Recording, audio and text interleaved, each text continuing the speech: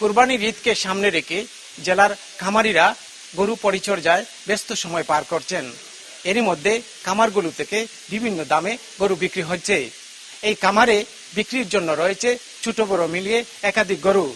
তবে এখানের এই খামারি তার এই গরুটি সর্বোচ্চ দাম হাঁকছেন 7 লক্ষ টাকা।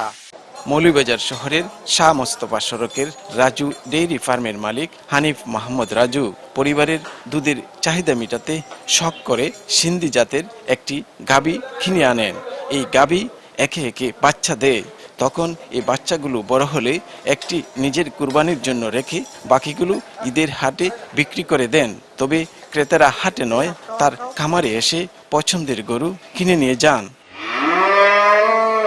বাণিজ্যিকভাবে প্রতি বছর হানিফ মাহমুদ রাজুর কামারের গাভীর বাচ্চা লালন পালন করে সার বানিয়ে কুরবানির ঈদে বিক্রি করছেন।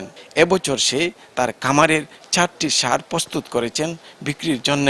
প্রায় 3 বছর বয়সী এক একটি সার 5 মণ ওজনের চেয়েও বেশি। দাম 2 থেকে 2.5 লক্ষ টাকা চাওয়া হচ্ছে। দেশি বিদেশি মিলিয়ে খামারে রয়েছে প্রায় 150 গরু। এর মধ্যে 8টি গরু ক্রেতারা বুকিং দিয়েছেন। ঈদের আগেভাগে পুরো টাকা পরিশোধ করে তা নিয়ে যাবে। খামারের সবচেয়ে আকর্ষণীয় সুটাম দেহের অধিকারী বড় ষাঁড়টির নাম লালু মাস্তান। অনেকে নেপাল বললেও ডাকে লালু মাস্তান। শান্ত স্বভাবের হলেও আকার আকৃতি আর চলাফেরার ভঙ্গিমা দেখে তাকে বলা হচ্ছে লালু মাস্তান। শরীর জুড়ে হালকা খয়েরি রঙের এ ষাঁড়ের ওজন 11 মণের চেয়েও বেশি।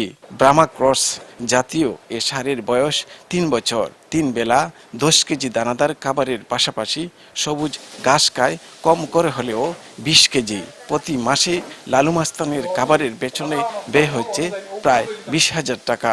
আর 2 থেকে 3 জনে মিলে তাকে নিয়মিত 2 বার গোসল করানো হয়। 2 বছর প্লাস আমার কাছে। আমি আসলে শখ করে কিনছিলাম, এটা হাট থেকে, বগুড়া হাট থেকে কিনছিলাম।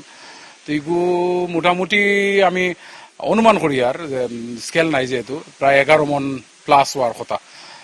আর দাম চাইলাম অ্যাকচুয়ালি 7 লক্ষ টাকা।